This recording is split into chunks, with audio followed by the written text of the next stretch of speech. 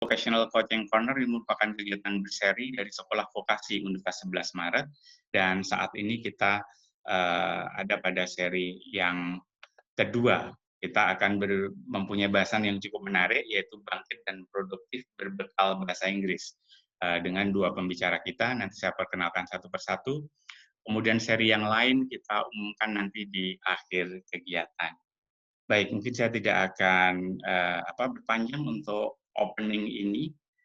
Untuk sesi pertama, kita akan mempunyai Ibu Ardiana Nuraini, SS MHUM, yang akan berbicara tentang mendekatkan emosi pembaca dalam penerjemahan cerita naratif. Ibu Ardiana Nuraini saat ini menjadi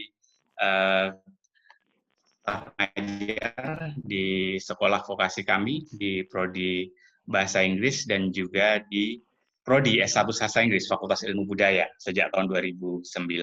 Ya, beliau mengampu mata kuliah yaitu praktek penerjemahan, di beberapa mata kuliah terkait penerjemahan, kemudian juga terkait bahasa Inggris, salah satunya Integrated English. Dia juga aktif melakukan penelitian, yaitu sebagai contohnya saya sebutkan dua di antaranya yang terkait penerjemahan, yaitu the development of model for translation on the politeness in directive speech act in children stories di tahun 2014, juga menerjemahkan melakukan penelitian yang terkait dengan karya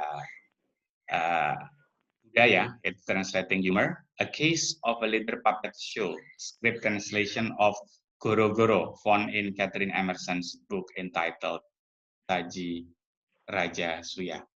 Nah, untuk hari ini, beliau akan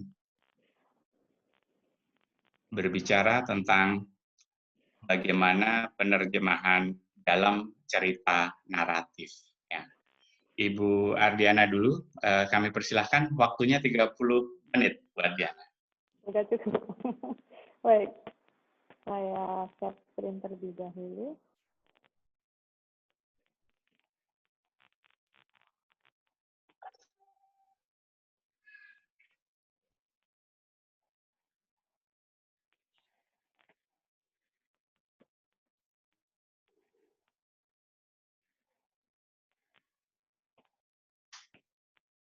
Apakah sudah terlihat teman-teman semuanya? Ya, sudah terlihat di sini, Bu Ana, jelas. Terima kasih. Silakan. Baik, jadi pada sesi Vocational Coaching Corner pada hari ini, saya mendapatkan kesempatan untuk bagi sedikit topik mengenai mendekatkan emosi pembaca dalam penerjemahan cerita naratif. Dan di sini langsung saja karena waktu yang lumayan singkat, saya akan langsung masuk ke slide saya, bahwa sebelumnya kita akan menyamakan persepsi dulu teman-teman bahwa pembahasan slide saya mulai dari yang pertama sampai akhir nanti adalah diletakkan dalam kerangka penerjemahan. Di sini saya mengambil salah satu teks, yaitu teks naratif, di mana nanti beberapa contoh yang akan saya bagikan kepada teman-teman semua itu adalah banyak cerita anak, ya, karena memang 3 tahun belakangan ini penelitian saya terkait penerjemahan mengambil sumber data dari buku cerita anak. Baik, akan saya mulai dari slide yang pertama. Di sini saya mengambil pernyataan dari seorang editor cerita fiksi yang mengatakan bahwa untuk melibatkan emosi pembaca, kita juga harus membuat pembaca merasakan apa yang dirasakan oleh tokoh dalam cerita tersebut. Nah, pikiran inilah yang nanti akan kita coba aplikasikan dalam bidang penerjemahan. Kemudian dari beberapa artikel yang saya baca, jadi ada beberapa cara untuk melibatkan emosi pembaca. Yang pertama adalah dengan menciptakan atau menambah curiosity atau rasa ingin tahu pembaca. Rasa ingin tahu pembaca ini bisa direalisasikan dalam plot atau alur cerita, di mana plot itu dibangun dari narasi cerita dan juga ujaran kata karakter atau para tokoh yang ada dalam cerita. bagaimana kemudian memunculkan emosi pembaca itu dari sisi narasi. Jadi di sini ada 5 cara yang bisa dirangkum dengan menambahkan sensori detail dalam cerita itu, dengan menambahkan indera-indera yang ada dalam tubuh kita sebagai pembaca. Sebagai contoh dengan menambahkan indera penglihatan, kemudian indera penciuman, indera pendengaran, dan 2 lainnya. Ini bisa muncul dalam narasi cerita. Jadi misalnya penulis ingin mendetilkan atau melibatkan emosi pembaca ketika dia bercerita tentang seorang tokoh yang tua, kemungkinan kalimatnya tidak hanya gadis kecil itu menemui seorang laki-laki tua, tetapi bisa ditambahkan dengan penjelasan atau elaborasi tuanya seperti apa, dengan menambahkan kalimat-kalimat atau penjelasan yang tujuannya adalah untuk mempertegas kembali indera penglihatan, misalnya dengan mendeskripsikan rambutnya yang sudah memutih, badannya yang bungkuk, dan seterusnya dan seterusnya. Kemudian melalui ujaran para karakter, kita bisa melihatnya dari ujaran langsung maupun ujaran tidak langsung yang ada dalam kalimat. Nah, bagian inilah yang nanti akan kita lihat bersama teman-teman.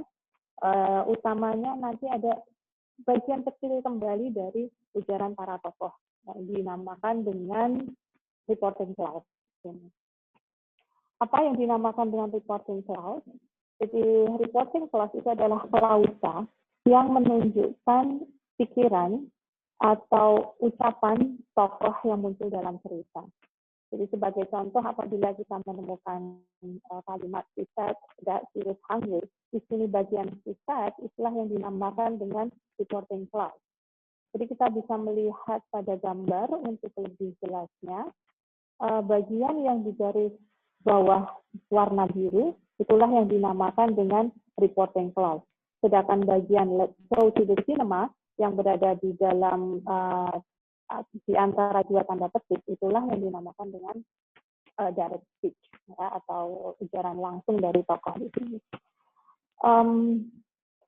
Mengapa ini penting untuk disoroti? Sebab menurut Beiger, reporting clause yang merupakan atau yang mampu menunjukkan pikiran yang ada dalam kepala tokoh, kemudian ujaran tokoh, dia mampu juga menunjukkan secara spesifik jenis tindakan yang dilakukan oleh tokoh tersebut. Ya, apakah dia dengan mengatakan "let's go to the cinema", dia itu hanya mengucapkan kata-kata saja, ataukah dia mengajak, ataukah dia mungkin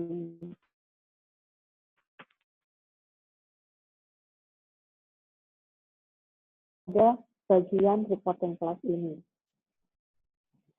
Nah, di sini sejalan dengan 2 definisi tentang reporting clause sebelumnya, Rubio juga menekankan bahwa reporting clause itu adalah bagian yang mampu menunjukkan pikiran tokoh dan juga ujaran si tokoh.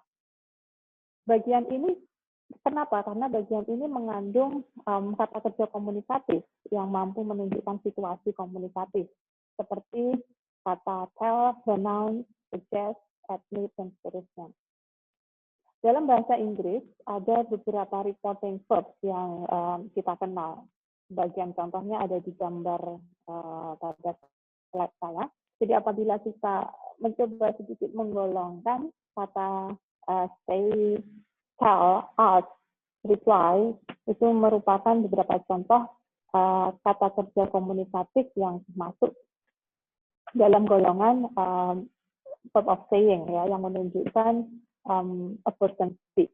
Sedangkan kata remember, think, consider, dia masuk dalam a person thought, yang mampu menunjukkan kata-kata yang mampu menunjukkan pikiran apa yang sedang dipikirkan oleh si tokoh. Kemudian fokus pada a person speech tadi, kita akan mengenal istilah saying verb. Jadi kata yang digunakan untuk mengindikasikan suatu percakapan. Ini adalah bagian kecil dari suatu cerita naratif, ya, dan disinilah nanti fokus bahasan kita pada siang hari ini. Apa itu saying words? Jadi saying words itu adalah kata yang digunakan untuk mengindikasikan suatu percakapan. Mengapa ini menarik untuk dibahas? Karena menurut Nugroho, bahwa kata-kata tersebut mampu memberikan informasi kepada pembaca mengenai bagaimana ujaran itu diproduksi oleh karakter. Ya. Jadi kita bisa tahu tindakan di balik seseorang itu mengucapkan ujaran.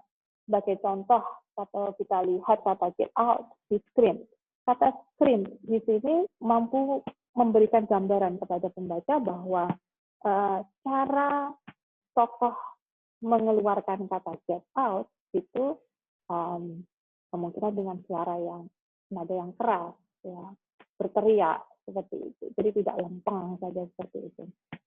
Nah, hal ini sejalan dengan pernyataan Mona Baker, seorang tokoh terkenal dalam bidang penerjemahan, dalam bukunya In Other Words, yang mengatakan bahwa ketika Mona Baker membahas tentang lexical set, ya, yang menggolongkan kelas-kelas kata berikut dengan subdivisi-subdivisinya, di halaman 16 Baker mengatakan bahwa kata speak dan say yang merupakan general set of saying, dia memiliki subdivisi atau kata yang lebih spesifik lagi seperti mumble, murmur, whisper, mutter, dan sebagainya. Ya. Di sini nanti kita akan lihat lalu bagaimana menggolongkan bahwa set of saying itu termasuk dalam set of saying yang sifatnya general atau yang sifatnya spesifik. Nah, pada slide saya selanjutnya di sini saya mengutip dari teorinya Roger dan Valenzuela pada penelitian mereka pada tahun 2001 bahwa kita lihat ada 4 kotak dalam yang di dalamnya terdapat gambar 2 orang dengan posisinya sebagai penutur, speaker, agresi, petitur atau orang yang diajak bicara. Jadi satu kata verb of saying itu bisa digolongkan sebagai verb of saying yang sifatnya general apabila hanya melibatkan speaker, message, dan agresi. Misalnya dalam kata say atau tell, itu dia hanya melibatkan I tell you something, berarti saya mengatakan padamu sesuatu. Ya. Jadi belum mampu menampakkan manner atau intention, maksud dari perkataan saya. Sedangkan 2 gambar yang di bawah, apabila dalam situasi komunikasi itu sudah melibatkan manner, cara bagaimana ujaran itu diproduksi, ataupun intention, maksud saya memproduksi sesuatu, disitulah verb of saying yang sifatnya spesifik dapat kita identifikasi. Untuk memudahkannya, mari kita lihat definisi dari beberapa verb of saying berikut. Ini saya ambil definisinya dari Cambridge Advanced Learner Dictionary. Dari sini sudah bisa terlihat, teman-teman, bahwa keempat kata ini termasuk dalam verb of saying yang sifatnya spesifik. Sebagai contoh, kata whisper di sini berarti to speak very quietly, ya. Jadi berbicara dengan pelan, tidak dengan suara yang keras. Nah, itu menunjukkan manner, bagaimana cara ujaran itu diucapkan oleh seseorang. Kemudian contoh yang kedua ada kata mutter, to speak quietly in a low voice. Kemudian ada tambahan, sering digunakan ketika kita feeling worried or complaining about something. Jadi selain manner speak quietly in a low voice, di sini juga ada intentionnya bahwa ketika kita menggunakan kata mutter di sini ada intention bahwa seseorang itu sedang complaining, sedang mengkomplain sesuatu atau sedang tidak nyaman dengan sesuatu. Kemudian fungsinya dalam penerjemahan apa? Meskipun ini bagian unik penerjemahan yang kecil pada tataran kata, akan tetapi ini penting untuk melibatkan emosi pembaca. Mengutip kembali dari Newmark, menguatkan bahwa dalam expressive text, salah satunya adalah cerita narasi, bahwa unit penerjemahan bisa menjadi kecil. Kemungkinan hanya pada tataran kata, bukan tataran klausa lengkap atau kalimat lengkap, di mana kata yang kecil ini sudah mampu menunjukkan nuansa makna yang berarti bagi pembaca. Nah, disinilah kemudian pembahasan bagaimana ujaran itu diproduksi oleh tokoh dan bagaimana ujaran tersebut atau verb of saying tersebut diterjemahkan itu menjadi penting untuk dibahas.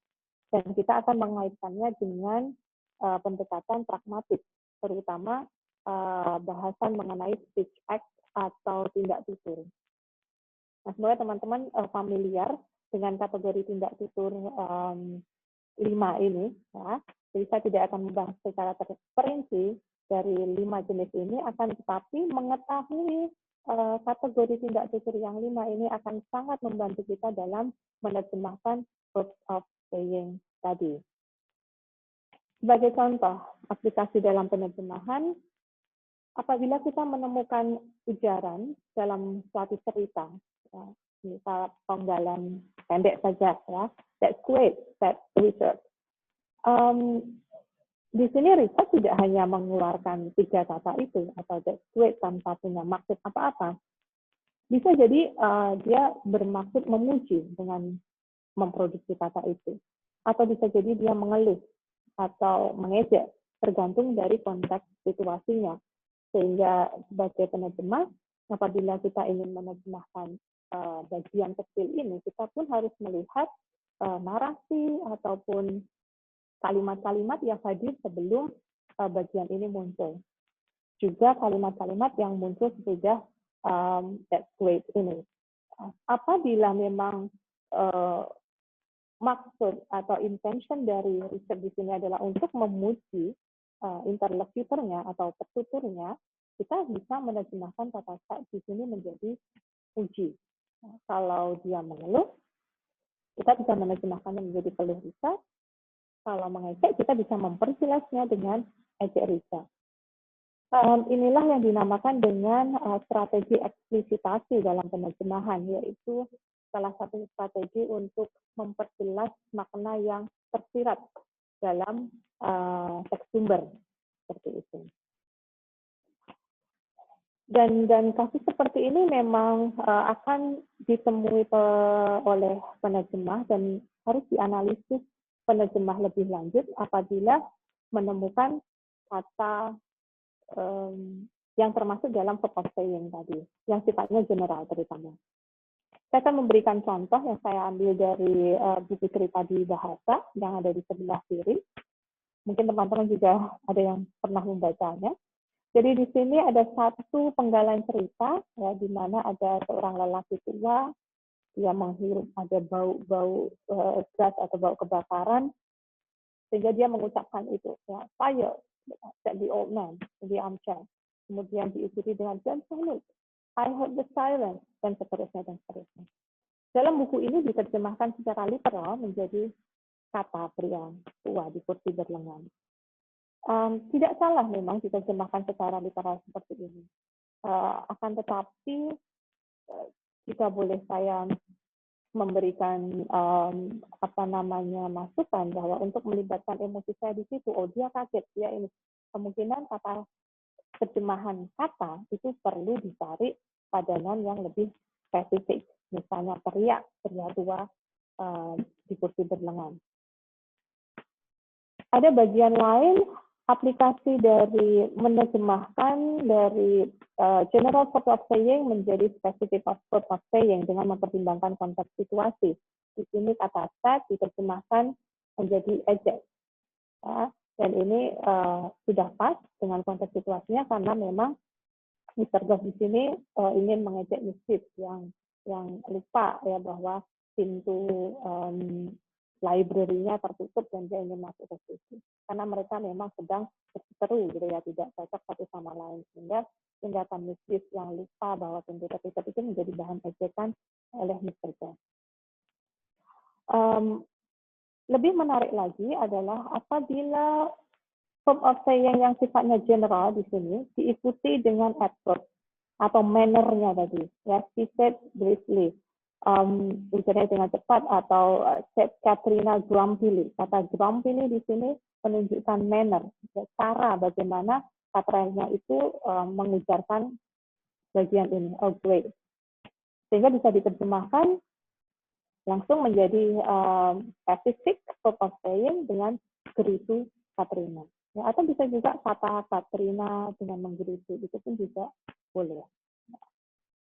Lalu kemudian apa menariknya? Yang menjadi tantangan menurut saya adalah ketika ada bagian cerita dari source text atau text sumber yang menggunakan kata set berkali-kali muncul, ya bisa 4, 5, bahkan ada juga yang saya menemukan sampai 6 kali dalam cerita itu. Lalu apakah penerjemah hanya akan menerjemahkan dengan kata Harry, kata Jack, kata Harry dengan sedih, kata Jack, dan seterusnya. Nah, disinilah perlunya kita mempertimbangkan tindak tutur di balik ujaran Harry, Jaka, dan teman-temannya nanti ya, tokoh lain yang ada di cerita itu. Jadi kalau kita lihat contoh di sini, kata set yang ketiga diterjemahkan menjadi protes Harry, ya, karena memang dia konteksnya memprotes kenapa kostum yang buat saya kok sedikit, sedangkan kostumnya Jaka banyak. Seperti itu.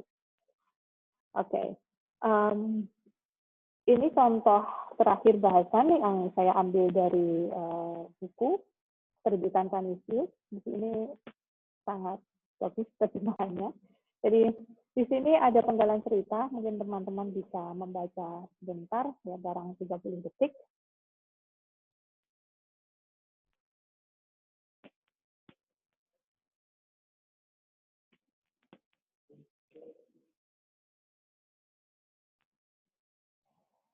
Baik, jadi di sini Mr. Blake meminta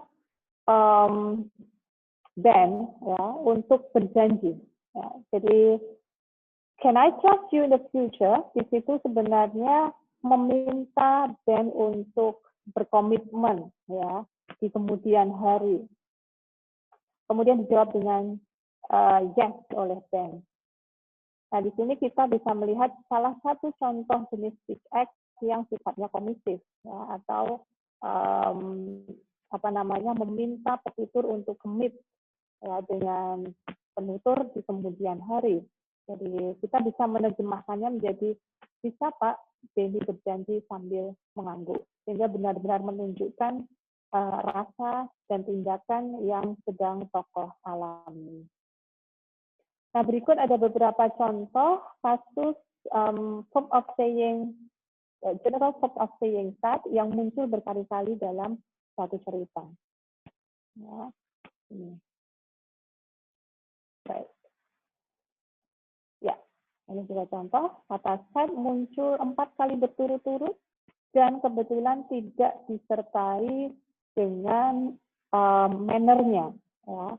Nah, apa yang bisa kita lakukan sebagai penerjemah nanti? Kita harus menganalisis speech act, ya, intention, kemudian manner di balik ujaran para tokoh ini, sehingga kita bisa menentukan kata set di situ akan kita terjemahkan dengan apa, ya, dengan form of saying spesifik apa. Ini juga contoh kasus lain bahwa kata set muncul berkali-kali, ya. Nah, kemudian dari situ saya coba melakukan survei kepada pembaca. Jadi apabila ada kasus form of saying yang sifatnya general muncul berkali-kali, dan apabila hanya diterjemahkan secara literal menjadi kata, bagaimana rasa yang dialami oleh pembaca? Ya, itu ada di cerita 1. Kemudian di cerita 2, saya mencoba mengganti beberapa form of saying yang lebih spesifik dengan mempertimbangkan speech act, dengan mempertimbangkan manner, konteks situasi, sehingga muncul bervariasi. Ada kata seru, protes, ya, di sini juga ada beberapa penggalan, dan saya mensurveinya kepada 10 orang dewasa dan 10 anak remaja, dan 19 orang diantaranya ya memilih cerita 2 lebih menarik karena lebih mampu menunjukkan emosi tokoh dan juga menggugah emosi saat membacanya. Kemudian 1 orang pembaca dewasa ada memilih penggalan satu, cerita dua yang menarik, kemudian cerita satu menarik, cerita dua menarik, jadi berbeda-beda di setiap penggalan cerita. Nah, dari sini memang masih perlu interview lebih dalam untuk mengapa ini Anda memilih cerita dua yang lebih menarik. Tapi beberapa di antaranya sudah memberikan alasan bahwa tidak monoton. Cerita dua mampu memberikan gambaran cerita yang menurut saya lebih menarik dan seterusnya. Jadi dari sini telah membuktikan bahwa menerjemahkan dengan bervariasi menggunakan specific top of saying itu ternyata mampu menggugah emosi pembaca sekaligus mampu melibatkan emosi pembaca dalam cerita. Baik, meskipun unit translation tadi kecil, ya, tetapi ini juga dikuatkan dengan pernyataan Dan Hill kembali bahwa mengidentifikasi atau mengetahui bahwa pilihan kata kita tepat itu sangat mampu mempengaruhi emosi pembaca, meskipun pada tataran kata. Nah, kemudian mungkin dari sini teman-teman ada yang ingin mencoba gitu kan.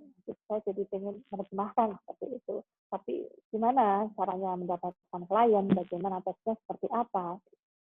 Jangan khawatir teman-teman karena di sini ada saya menemukan 4 ya digital book translation platform di mana teman-teman bisa mencoba menerjemahkan. Ada 4, ada Global Digital Library, ada Storyweaver, Lextree, African Storybook, Jadi saya akan coba tunjukkan bagaimana Storyweaver saja ya, yang inilah tampilan dari Storyweaver. Jadi dalam keempat platform itu tadi, teman-teman bisa menerjemahkan buku ya, dan juga langsung bisa mempublishnya for free. Ya. Selain menerjemahkan, kita juga bisa memilih aktivitas yang lain seperti membaca.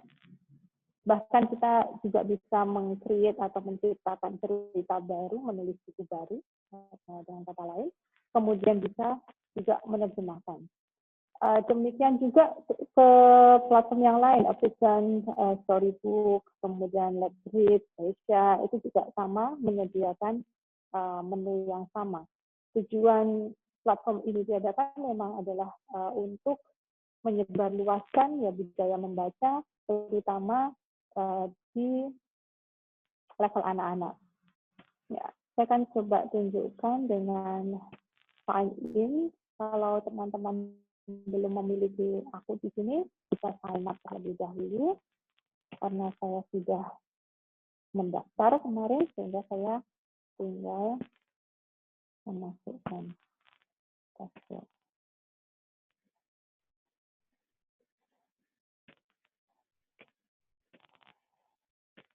Baik. Jadi begini tampilannya nanti setelah kita berhasil login, ini atas nama saya. Apabila kita ingin menerjemahkan, ya, kita nanti tinggal mengklik menu translate. Apabila ingin membaca, di sini sudah ada menunya dan ada banyak sekali buku yang bisa kita baca maupun kita terjemahkan. Dia menyediakan menu untuk memudahkan kita memilih ya berdasarkan levelnya. Misalnya kita klik bagian menerjemahkan. Jadi nanti tampilannya seperti ini ketika kita masuk menu translate.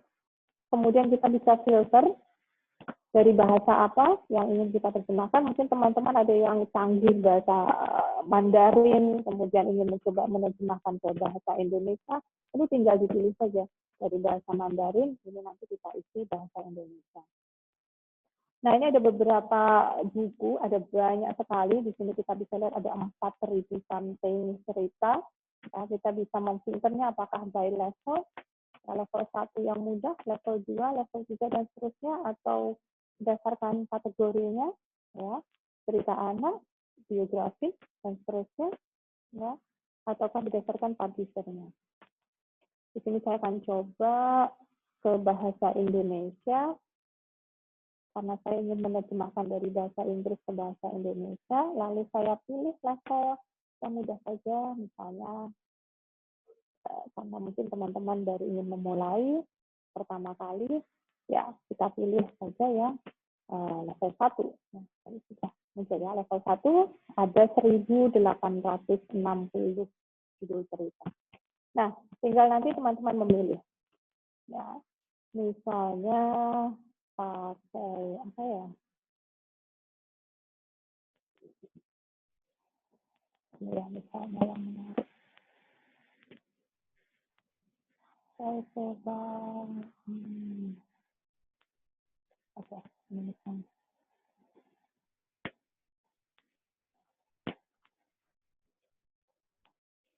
Ya.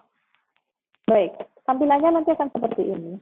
Dan kita bisa menerjemahkan secara offline juga. Ya, kalau ini secara online, nanti ada menunya, tinggal silakan nanti bisa tarik menunya, mudah sekali. Misalnya kita, who do we play with? Ya, dengan siapa kita bermain.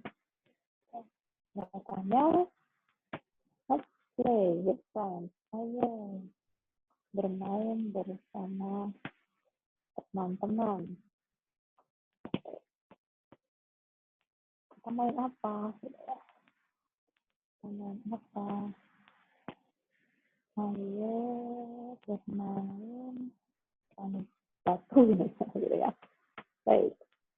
Seperti ini ya, sebagai contoh. Kemudian kita bisa lihat ke jenis tulisannya. Oke, ukurannya seperti ini. Kita sesuaikan. Oke, dia di tengah, kita bisa pilih center. Kita sesuaikan. Iya. Kita bisa lanjut lagi ya ke cerita selanjutnya. Nah, silakan nanti teman-teman bisa lanjutkan. Di sini ada 8 halaman ya, dan kita sampai di halaman ketiga. Apabila belum selesai, teman-teman bisa save, bisa simpan di situ ya. Kemudian bagaimana mencari yang sudah kita terjemahkan tadi? Ya, kita bisa klik di sini, lihat dashboard kita. Ya, di My Draft, karena belum selesai tadi menerjemahkannya, berarti ada di draft. Nah, di sini muncul. Ini tinggal kita edit, ya, kemudian kita bisa menambahkan. Ya. Atau sebagai contoh, saya tadi juga menerjemahkan ini, level 6. Ya, ini buku yang saya terjemahkan tadi. Nah, di sini ada pilihan menu translate online. Jika saya ingin baca, bisa saya baca sebelum saya publish. Yang ini belum saya publish. Oke. Ya.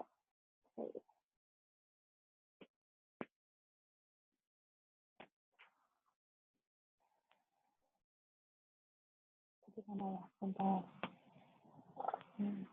Belum dipublish. Kita kembali ke dashboard. Mana? Oke. Ya.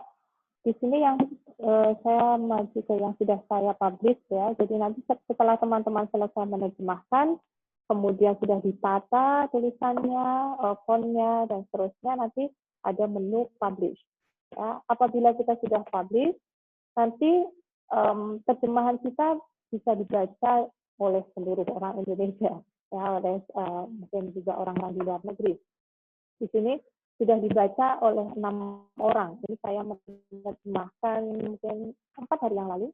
Jadi apabila kita klik di sini, kita lihat ceritanya. Nah, di sini menarik sekali yang diterjemahkan oleh Ardiana Nuraini. Published by bla bla bla.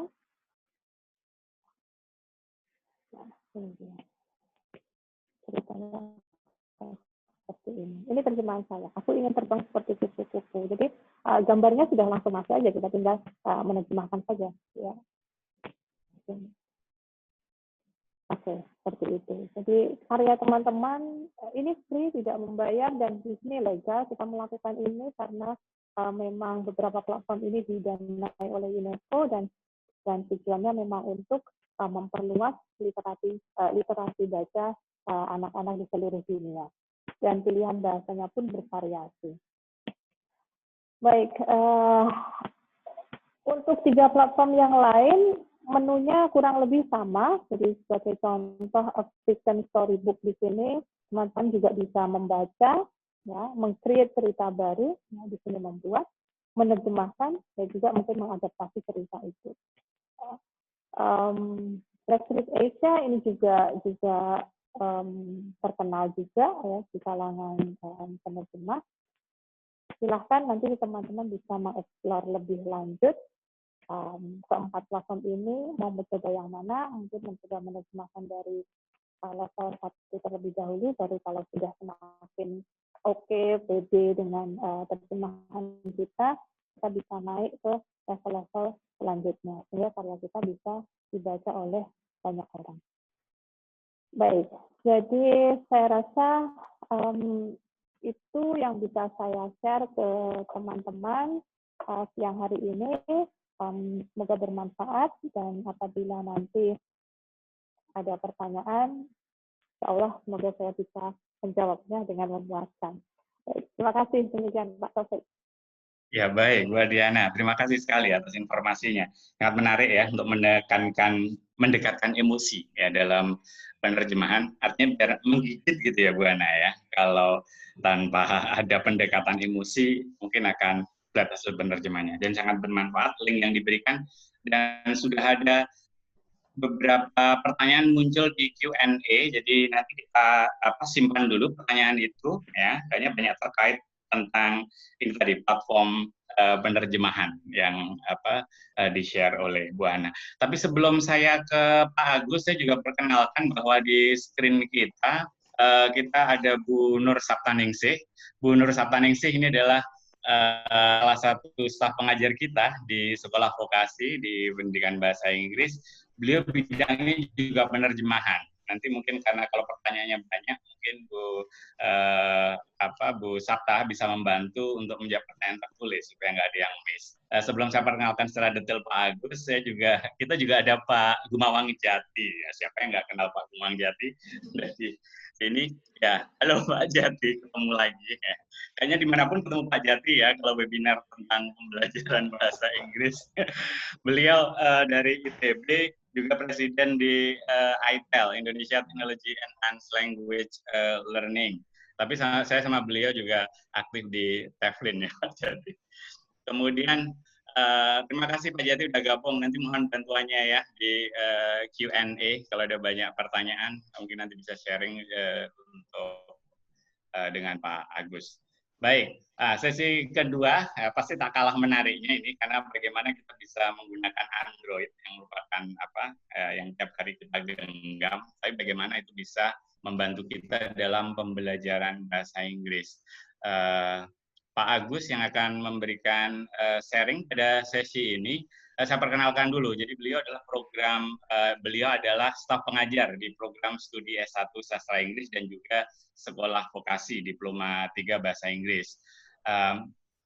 Lulusan UNS juga tahun 97, dan beliau mendapatkan masternya di Master of Computer Assisted Language Learning (MCOL) di tahun 2006 dari University of Melbourne.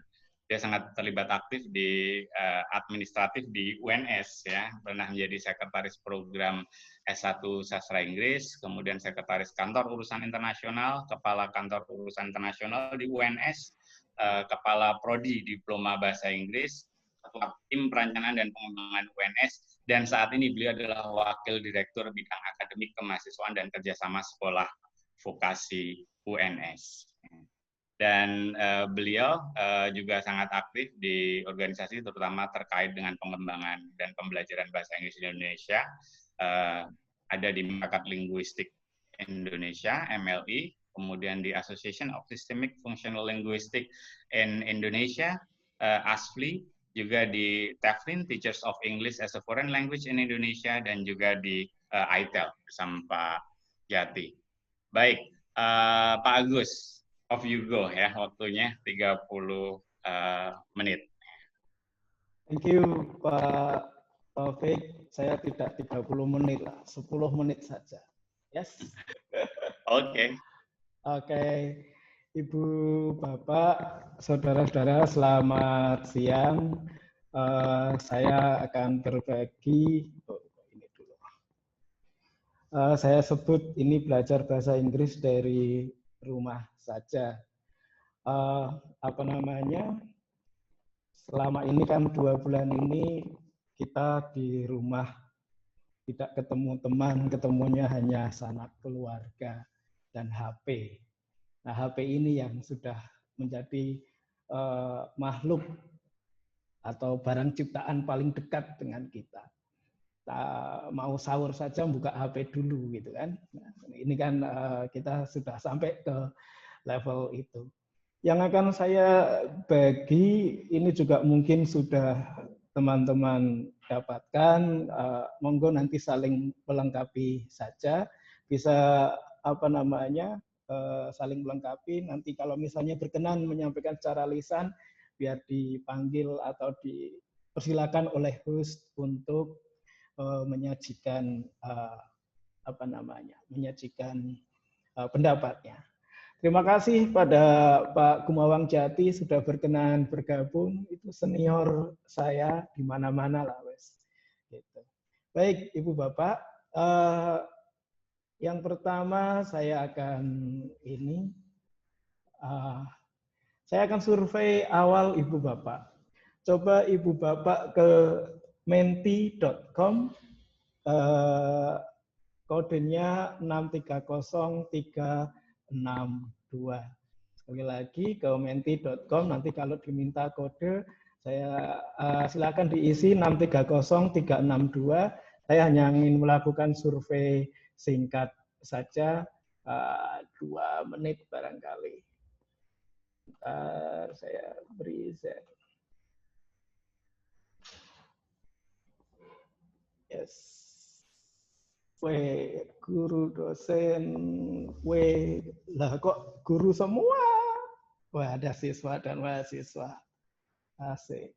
Oke.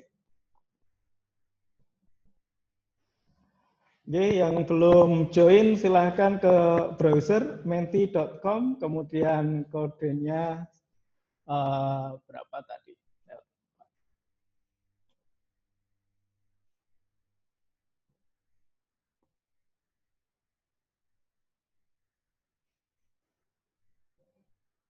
Sudah, oke. Wah, ini ada karyawan. Oke. Separuh ya, siswanya tuh separuhnya gurunya. Oke, bertambah, benar masih 50%. Saya ada peserta 211, saya sampai angka 100 lah, nanti kita lanjutkan ke pertanyaan kedua. Saya ingin mengetahui profil peserta diskusi kita siang hari ini.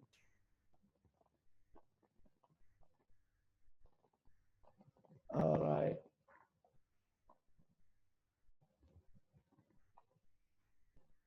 Wait. Saya berharap ada penerjemah, tapi ternyata belum ada yang mengaku menjadi penerjemah.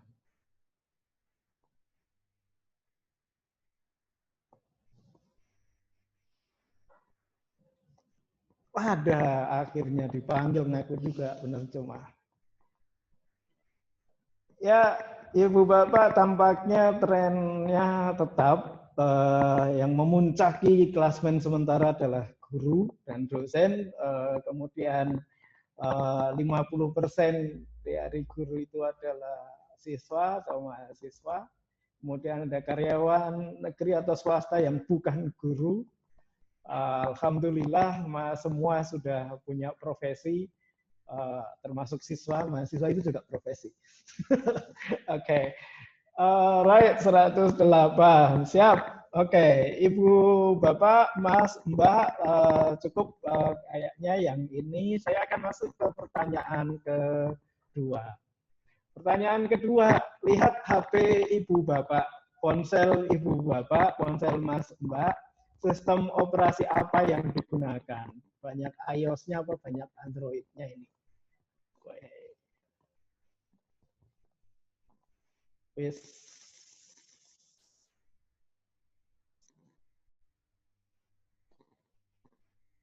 Kemerutuk di Android semua. Kemerutuk itu bahasa Indonesianya apa Pak Taufik?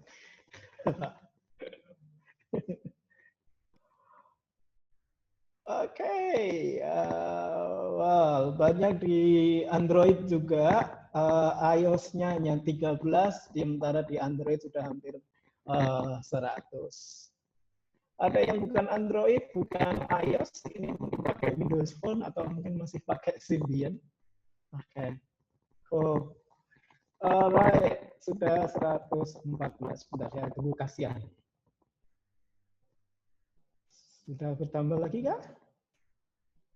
Tidak. Alright, pertanyaan terakhir, Mas Mbak. 10% dari peserta kita hari ini menggunakan iOS. Pertanyaan terakhir adalah, oke, selain aplikasi pesan, WA, Telegram, Line, Messenger, itu aplikasi lain, aplikasi tambahan, apa saja yang ada di telepon seluler Anda. Silakan dituliskan. Ini bukan pilihan. Silakan dituliskan saja.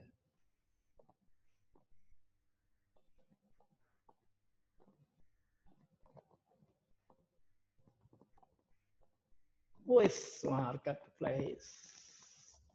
Oh, Telegram masih ini.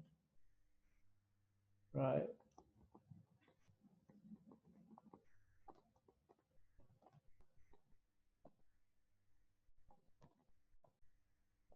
Ada Merriam-Webster Dictionary. Oke. Kamus online bahasa. Facebook, Edmodo, Schoology, Google Meet. Oke, cool. Sudah ada Orai. Oke. Discord, mantap. Ya sudah, tugas saya selesai, semua aplikasi sudah dipasang, gitu kan?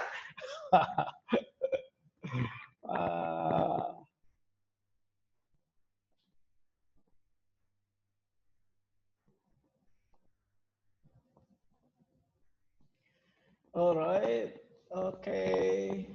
Translator app, Duolingo. Oke, Google Classroom, Meet, English Stories, Hangout, Office, social media, Shopee.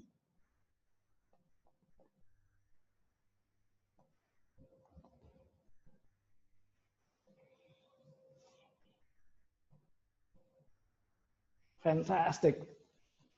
Oke.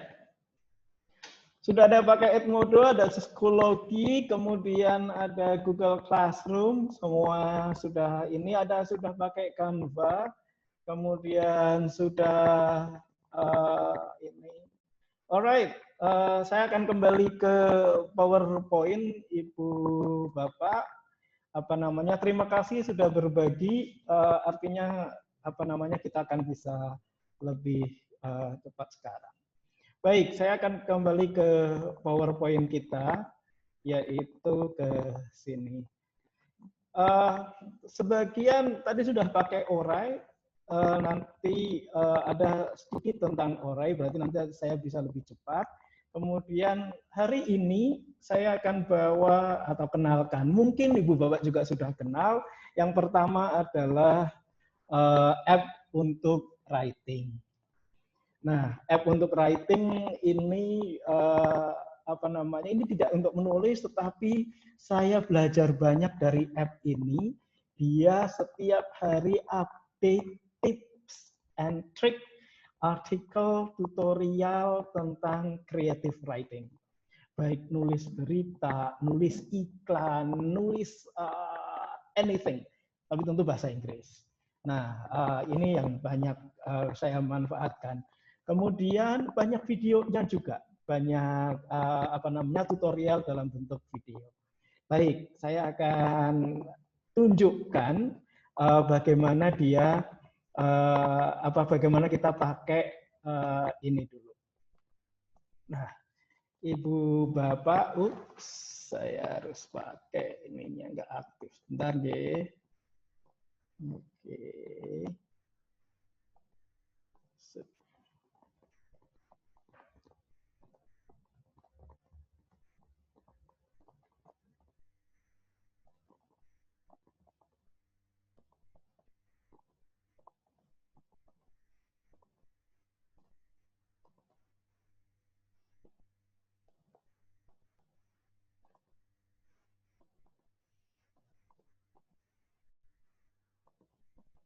Yes, saya akan tunjukkan tadi apa writing. Oke, writing saya sudahlah. Kalau sudah install, tampilannya akan seperti ini, Ibu Bapak.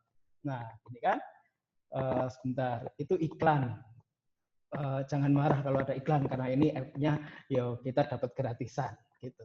Nah, kalau kita klik home, ada garis 3 mendatar di sebelah kiri itu, di situ banyak ada categories, kemudian, nah kita bisa pilih macam-macam di sini. Ada ngeblog, ada creative writing, ada general, ada making money, ada how to, dan seterusnya, dan seterusnya.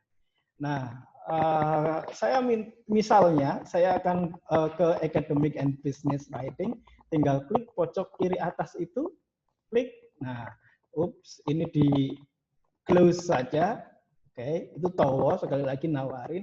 Nah, di situ sudah banyak artikel, itu 2 bulan yang lalu, opening and closing lines in business letters, 8 rules for writing a formal business letters, dan itu bisa diklik, kita baca, yes, di situ, di sini sudah mainkan di situ. Strategy is everything to effective communications.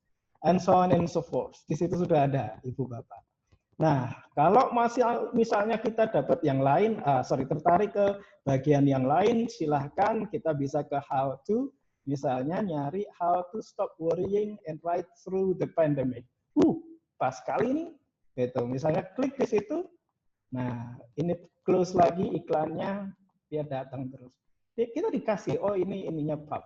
Okay, how to stop worrying and ride through pandemic. Yes, banyak, silahkan dibaca. Di sini banyak tips and tricksnya supaya kita bisa menulis seperti yang kita inginkan. Oke, itu writing. Nah, selagi yang mungkin saya perlu share sekalian, mumpung saya share screen di sini adalah tadi di sebelum acara mulai di sini ada yang yang tentang grammar. Kalau grammar kita sebetulnya sudah punya banyak tool untuk membantu. Di Microsoft Word ada grammar check, di Google Document juga ada. Saya akan tunjukkan saya ini. Kalau di rumah yang mau tes TOEFL ini sangat membantu. Levelnya sudah banyak. Ini TOEFL, ya Bu, Pak. Ada misalnya ini di levelnya kita bisa pilih.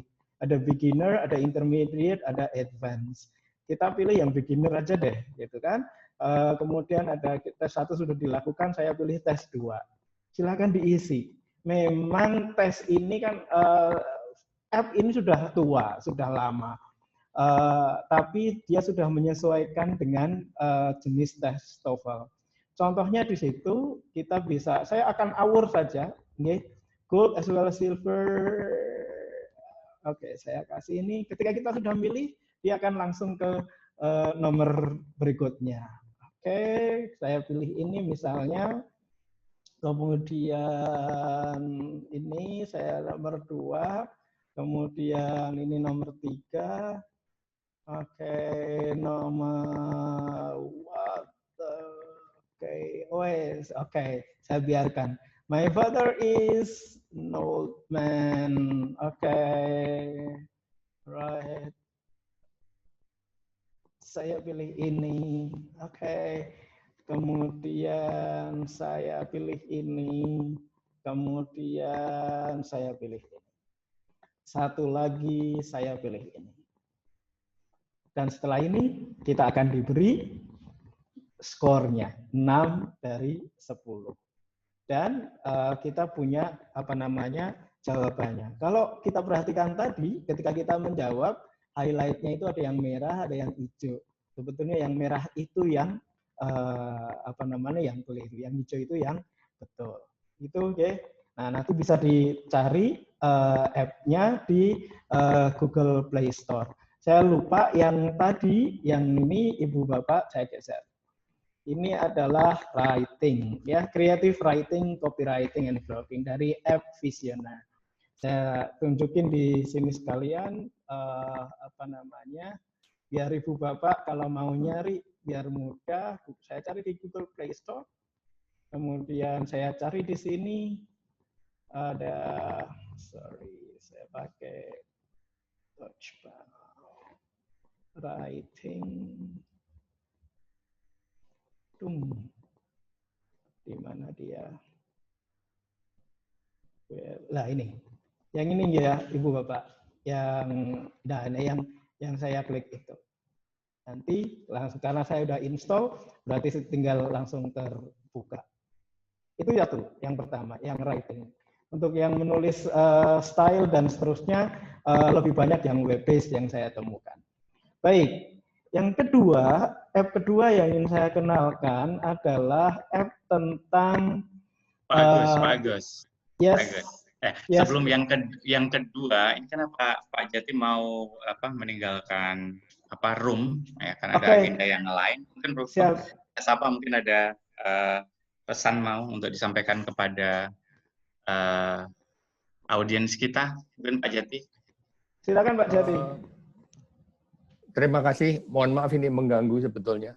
Jadi gangguan-gangguan saja. Menarik sekali dua presentasinya. Saya pikir akan asik. Mohon maaf saya tidak bisa mengikuti sampai akhir karena ada jawilan yang lain. Saya mau share saja untuk peserta. Silahkan bermain-main dengan artificial intelligence untuk menulis. Ya. Nah itu nanti Om Agus akan menjawab, akan banyak bermain-main dengan yang aplikasi yang ada di Android. Akan saya ketik di di chat. Ya, di chat room ya. Ya, di chat room. www.plot-generator.org UK. Itu bisa menulis puisi, bisa menulis drama, bisa menulis short story, bisa menulis apa. Intinya hanya mengikuti, akan dikasih pertanyaan terus dijawab. Nanti akan menjadi satu draft short story yang menarik. Saya pikir belum banyak yang tahu, silahkan dicoba-coba, terutama kalau untuk mengajar. Nanti metodologinya bagaimana dimainkan, kira-kira gitulah. Itu saja sepertinya. Silahkan dilanjut. Oke, thank you Pak Jati. Take care ya, thank you. Ya, pamit ya. Terima kasih. Thank you Pak Jati. Monggo Pak Agus. Ya, lanjut. Oke, melengkapi Pak Jati, sebetulnya di HP saya ada essay bot itu. Kalau mau dicoba, saya coba ketik di chat room juga. Di situ ada essay bot, kemudian yang untuk untuk paraphrase, saya dengan mahasiswa biasanya saya kenalin ke Killbot. Nah, tapi kalau kita nyoba itu semua nanti waktunya nggak nyampe Pak Taufik. Jadi itu Ibu Bapak untuk writing, tadi ada yang writing itu isinya tutorial sih, ada videonya juga, kemudian ada juga artikel-artikel yang dari writing itu. Nah, sekarang saya akan share yang Elsa tadi. Elsa itu adalah satu app berbasis Android yang membantu kita untuk untuk melatih pronunciations. Oke, saya share screen. Ini dah, oke, share screen-nya. Nah, kelihatan di situ ya, HP saya ya yang tampil ya. Oke. Ya, kelihatan Pak. kelihatan. Yes, itu lagi-lagi itu iklan, silahkan diabaikan. Elsa Pro itu begitu. Nah, Ibu Bapak, sekarang kita kalau sudah login ke Elsa, di situ banyak praktisnya sampai skill macam-macam. Kemudian kita bisa cek contohnya ini nih, konsonan cluster. Kita bisa klik, kemudian ini level 1. Saya coba lagi, get ready to speak. Oke. Nah, dia akan loading dulu. Oke. See. Alright. Nah, ini ada satu ada konsonan cluster. Kita tinggal klik tombol mikrofon di situ. Structure.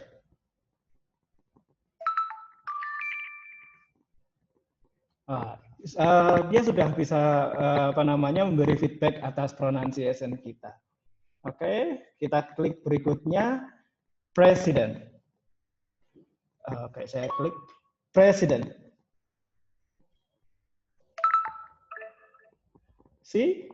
Kalau ada sesuatu yang keliru, HP ini, aplikasi ini memberikan feedback.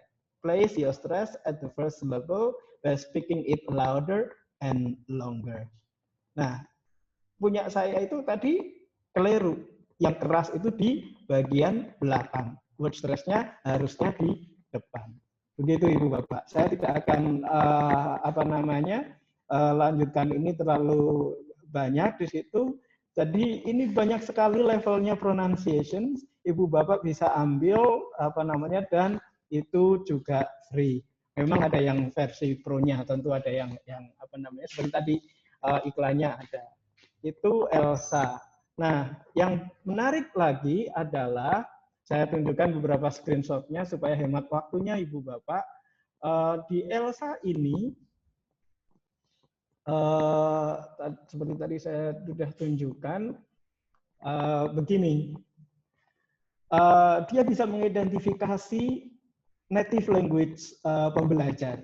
Kita ditawari, sebelum kita tadi ke halaman tadi adalah kita ditawari, kemudian kita di-assess how good is your English pronunciation. Menurut kita itu kita ada level beginner atau lower intermediate atau mungkin advanced. Nah, silakan nanti kita bisa memilih di situ.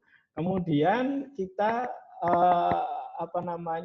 masuk ke ini, bikin account dulu, kemudian kita masuk. Jangan khawatir, bikin account-nya juga gratis, ada versi gratisnya. That's Elsa, something or satu aplikasi yang kita bisa gunakan untuk berlatih pronunciation.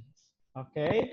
Nah, ini beberapa rekaman yang saya lakukan beberapa waktu yang lalu. Di sebelah kiri ada word dan verb, bedanya seperti apa. Kita kadang-kadang membedakan suara w dan v itu bingung. Ya, ternyata nilainya 62%. Kemudian sh, ya, sama j itu juga mungkin banyak yang membedakan. Elsa bisa membantu kita untuk memperbaiki pronunciation dalam bahasa Inggris. Saya sangat terbantu dengan Elsa ini, walaupun juga pronunciation saya masih kelihatan kalau saya orang desa. Oke, itu ya Elsa. Nanti Ibu Bapak bisa eksplor selanjutnya. Berikutnya adalah orai. Orai ini tadi sudah ada yang nulis make orai. Ini adalah coach untuk melatih kita public speaking. Public speaking. Biasanya kita bermasalah ketika ngomong di depan banyak orang. Ini ngomong di depan laptop ini juga saya ternyata ada masalah sendiri. Seperti ngomong dewi, padahal banyak temannya di sini. Orai memang berbayar dan versi gratisnya trialnya sekarang hanya 7 hari. Tapi kalau Ibu Bapak bisa menyelesaikan lesson itu dalam 7 hari, dia bisa kasih gratis. Itu yang pertama, Orai setelah kita install, kita akan diminta berlatih untuk mengidentifikasi suara kita, baseline assessment-nya, kita diminta seperti itu. Kemudian, nah ini kita disuruh membaca Kemudian Ibu Bapak nanti bisa kita lihat. Yang menarik dari Orai ini adalah dia bisa mendeteksi word clarity, kemudian banyak fillersnya atau tidak, terus dan lain-lain, kecepatannya, speednya. Ini Ibu Bapak. Ini on average your pace was rather slow, hanya 57 menit, 57 kata per menit. Nah, Orai ini partner yang istimewa, partner yang sempurna kalau kita sedang persiapan melakukan public speaking. Itu Ibu Bapak bisa berlatih sendiri, saudara-saudara bisa berlatih sendiri di rumah dengan aplikasi Orai ini. Memang berbayar, ya sekali lagi berbayar, tetapi kalau pelajaran-pelajaran yang ada di library, ada di Journey ini sama di library ini diselesaikan dalam 7 hari, semua itu sudah bisa dinikmati. Menurut klaimnya Orai seperti itu.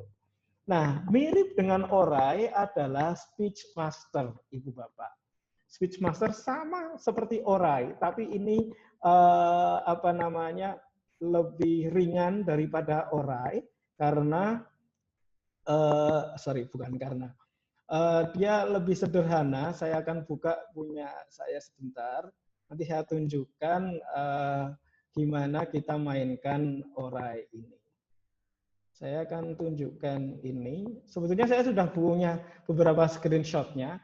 Ibu Bapak nanti di di Google Play Store tinggal masukkan saja Speech Master seperti ini, kemudian nanti di-install. Ini yang pertama. Saya percobaan ini. Saya tunjukin dulu. Di sini ada beberapa kategori di sini. Misalnya ini personal ini. Saya tunjukkan ini di sini aja. Nah, ini sudah ada beberapa kategori. Ada custom, ada debate, ada interview, ada small talk, ada office, ada personal. Kalau kita klik sebelah kanannya ini, misalnya interview, kemudian di sini ini akan ditanyain macam-macam topiknya atau tujuan ngomong itu untuk apa, itu kan kelihatan. Nah, yang di sini ini yang tampil di monitor ini adalah untuk job interview. Contohnya ini saya sudah rekaman, kemudian setelah di save, kemudian kita bisa putar, kemudian analyze. Hasilnya seperti apa? Seperti ini, Ibu Bapak. Ada skripnya. Ini ada skripnya, kemudian dia kasih yang ditandain dash itu pauses, yang ditandai garis underscore itu adalah not clear words, kemudian kalau ada X itu fillers. Nah, kalau kita lihat bawahnya lagi hampir sama seperti Orai tadi, tetapi dia bentuknya tabel. Kalau Orai tadi bentuknya grafis. Ada durations-nya, ada pace-nya, ada clarity issues, kemudian filler words and hesitations. Dan ada standarnya, Ibu Bapak. Lihat ini.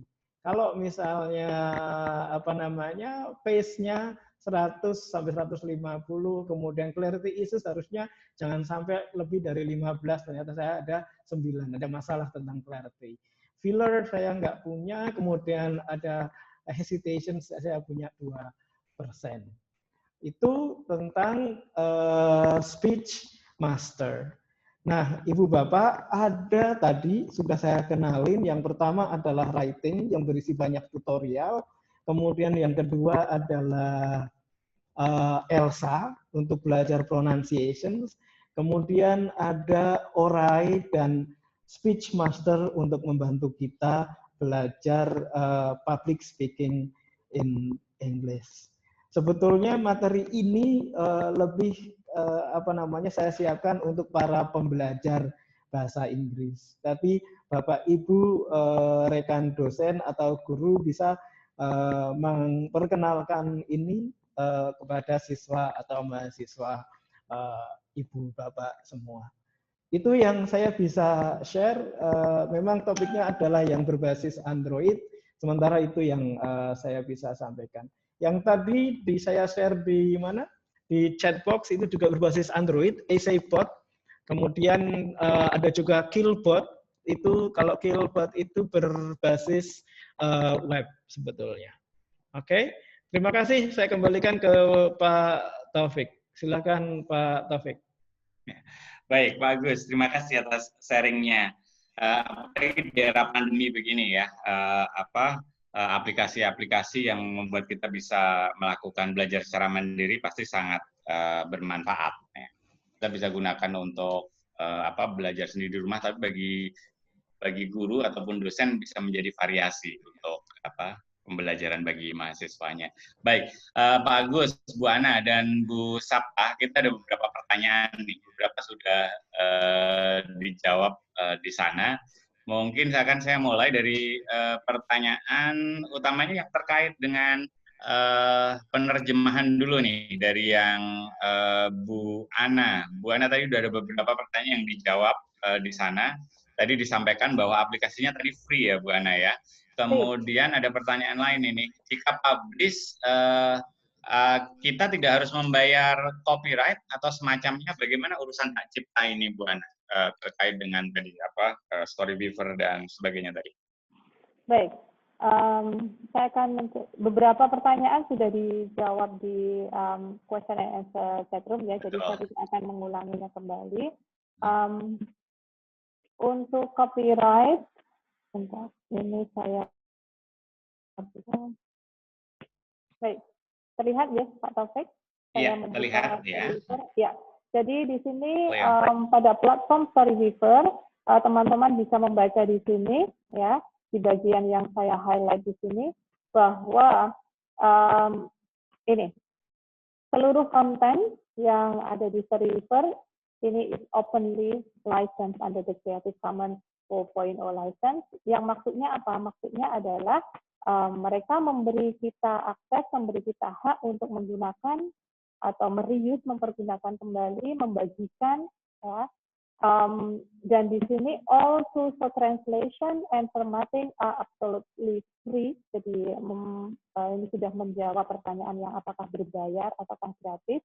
Dan kemudian cerita yang telah diciptakan ya, atau mungkin diterjemahkan di sini sudah jelas bahwa aman begitu ya. Oke, ya. Jadi ini semacam platform sharing ya, Bu Ana. Jadi ini freely untuk berpartisipasi dan di-share, jadi tidak ada isu hak cipta, ataupun juga si penerjemah juga tidak akan mendapatkan kompensasi apapun. Tidak akan mendapatkan kompensasi apapun. Jadi tujuannya memang itu tadi, agar memperluas ya bacaan anak-anak di seluruh dunia, di mana kita bisa berkontribusi di dalamnya. Jadi apabila kita memang passion-nya menulis cerita, kita bisa mencoba melakukannya di platform tadi Storyweaver dan teman-temannya tadi. Atau mungkin kita memang berkompeten dalam bidang penerjemahan, kita bisa berkontribusi untuk meningkatkan literasi anak-anak di seluruh dunia dengan melakukan kegiatan penerjemahan. Seperti itu, Pak Taufik. Semoga bisa menjawab. Oke, siap. Masih ada dua pertanyaan sekaligus ya, kayaknya ini berkaitan juga. Mengenai hasil terjemahan, kadang kalau nggak yakin apakah ada tips atau apps kalau di bidang terjemahan yang bisa membantu terjemahan, Bu Ana. Terus kemudian apakah ada tips untuk menerjemahkan cerita naratif untuk mengajarkan pada siswa SMA? Mengingat anak-anak itu kalau disuruh menerjemahin langsung Google Translate kan. Nah, tipsnya bagaimana kalau Bu Ana ngajar penerjemahan? Baik, untuk pertanyaan yang pertama tadi, kita melihat dulu sebenarnya pasangan bahasa yang kita kerjakan dalam penerjemahan itu apa? Jadi apabila kita mengerjakan dari bahasa Indonesia ke bahasa Inggris, memang ada beberapa aplikasi yang bisa membantu kita untuk mengecek grammar dan seterusnya. Misalnya yang kemarin sempat di-share Pak Agus kemarin, mungkin Pak Agus bisa menyinggung kembali sedikit tentang itu. Akan tetapi jika kita berbicara tentang aplikasi atau software penerjemahan, di dunia penerjemahan kita mengenal yang namanya CAT tool, Computer Assisted Translation Tool, alat bantu penerjemah, alat bantu penerjemahan. Jadi di dalam software tersebut kita bisa menerjemahkan teks, kita juga bisa langsung dibantu teks, grammar dan seterusnya. Sarannya apa? Kita bisa memanfaatkan aplikasi itu. Kemudian aplikasi yang terbaik, saya rasa apa ya, kalau menjawab yang terbaik, mungkin jawaban saya tidak akan mengacu ke aplikasi yang terbaik, tetapi aplikasi yang mudah diakses oleh teman-teman jika ingin belajar tentang CAT tools. Menurut pengalaman saya, bisa menggunakan SmartCat.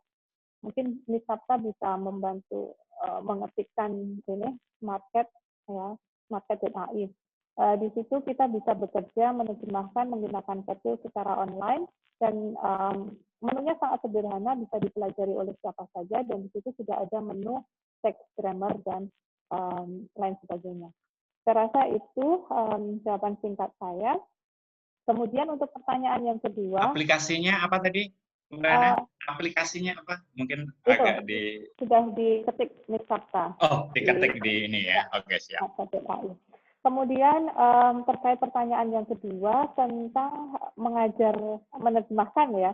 Jadi sebenarnya ini ada di ranah pengajaran ya, tetapi sedikit saya pikir bahwa menerjemahkan dalam mengajar itu merupakan salah satu metode pengajaran bahasa Inggris yang kalau boleh jujur memang bukan bidang saya di pengajaran, tapi saya murni di penerjemahan. Akan tetapi untuk menjawab pertanyaan itu mungkin tips yang mudah, semoga bisa diterapkan, saya adalah dengan mengajarkan mahasiswa berlatih parafrase, Ibu. Jadi, karena kalau kita berbicara bagaimana cara menerjemahkan, kalau kami di bidang penerjemahan, kita harus belajar teorinya terlebih dahulu, dan itu butuh waktu yang panjang, karena kebetulan D3 Bahasa Inggris Sekolah Vokasi ini memang berfokus pada pengasahan kompetensi penerjemahan, sehingga seluruh mata kuliah yang kita ajarkan ke mahasiswa itu berkaitan dengan penerjemahan. Dan ya kalau untuk tahu bagaimana menerjemahkan yang benar, yang detail, ya sebenarnya yang dipelajari adalah ilmu penerjemahan dan praktek penerjemahan. Tetapi untuk mengajarkan siswa menerjemahkan teks narasi, mungkin anak SMA tadi ya, hal pertama yang perlu dilatih adalah memparafrase, sehingga anak-anak itu bisa terlatih untuk mengungkapkan ide yang sama dengan kata-kata yang berbeda. Sebenarnya kan penerjemah itu juga seperti itu, mengungkapkan ide yang sama dalam bahasa sumber ke dalam bahasa sasaran, ya dengan bahasa yang berbeda. Jadi itu saja mungkin tips mudah yang bisa kita lakukan untuk melatih. Kemudian tadi ada terkait Google Translate tadi, ya. Iya. Topik ya pertanyaannya. Iya betul, Google Translate biasanya jadi terpancang kan sekarang yang paling mudah dan paling dipegang oleh. Betul. Jadi Google Translate itu merupakan mesin penerjemah. Jadi perbedaannya dengan CAT tools adalah jika menggunakan CAT tools tadi, alat bantu penerjemah, itu yang aktif menerjemahkan adalah kita, orangnya. Sedangkan untuk mesin penerjemah seperti Google Translate, yang aktif menerjemahkan itu adalah mesin itu sendiri. Dan kelemahan dari Google Translate adalah dia tidak mampu membaca konteks situasi. Ya, seperti tadi misalnya di slide saya tadi, that wait, that Richard, itu kalau kita sebagai manusia, kita bisa menganalisis konteksnya apa. Oh, dia memuji, berarti kita bisa terjemahkan dengan kata puji. Atau dan seterusnya. Kalau dia pasti menerjemahkan literal saja dengan terjemahan kata. Kemudian jika teman-teman mencoba ya ketik Google Translate, misal dari bahasa Indonesia ke bahasa Inggris, namanya juga usaha. Kalau kita menerjemahkan cerita naratif itu kan bahasa informal sering muncul ya. Jadi misalnya bahasa Indonesia ke bahasa Inggris itu, ya namanya aja usaha. Kita ketika di Google Translate yang muncul apa nanti, gitu kan? Ya, his name is also business, seperti itu. Nah, itu kan tidak pas, tidak sesuai dengan pesan dan makna dalam teks sumber. Itulah kelemahan Google Translate. Sehingga saya sebagai pengajar, saya tidak bisa kegiatan menerjemahkan dengan menggunakan Google Translate. Meskipun Google Translate sudah makin pintar dari hari ke hari. Yang dulunya hanya mampu menerjemahkan frasa, dia sudah mampu menerjemahkan pada tataran klausa maupun paragraf. Akan tetapi Kadang-kala ada bagian yang aneh untuk dibaca. Nah, disitulah gunanya atau disitulah peran dari seorang penerjemah di situ. Tetap kita harus memperoleh hasil dari mesin penerjemahan. Nah, ini berbeda dengan Ketul tadi. Kalau Ketul murni kita semua yang menerjemahkan, hanya dibantu dengan menu-menu alat yang ada di situ. Demikian Mbak Taufik yang bisa saya jawab. Oke, baik. Terima kasih. Kita kembali lagi tentang urusan penerjemahan lagi ya, karena pertanyaannya ada banyak sekali tadi yang belum terjawab. Tapi saya akan ke Pak Agus DP dulu. Ada pertanyaan terkait tadi Pak, aplikasi yang dimunculkan kayaknya sebelum Elsa tadi yang kayak soalnya kok kayak soal TOEFL. Apa itu Pak aplikasinya tadi Pak? Minta diulang sebentar. Masih mute Pak.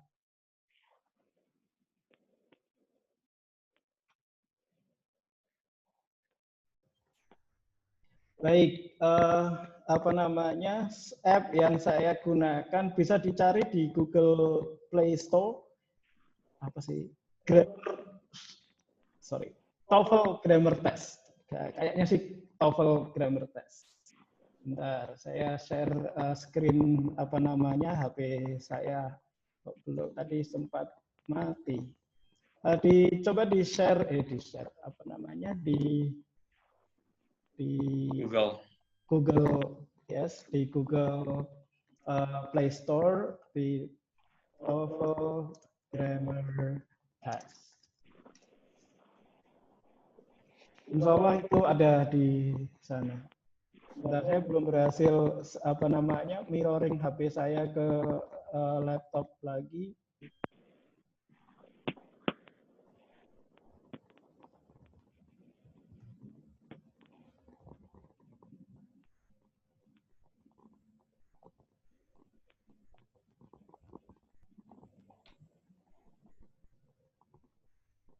Yes, oke.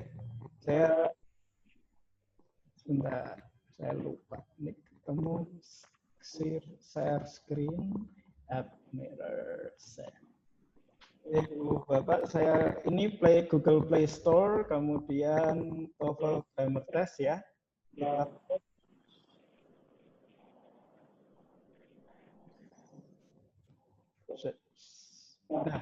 itu sebetulnya yang tadi saya tunjukkan itu yang ini.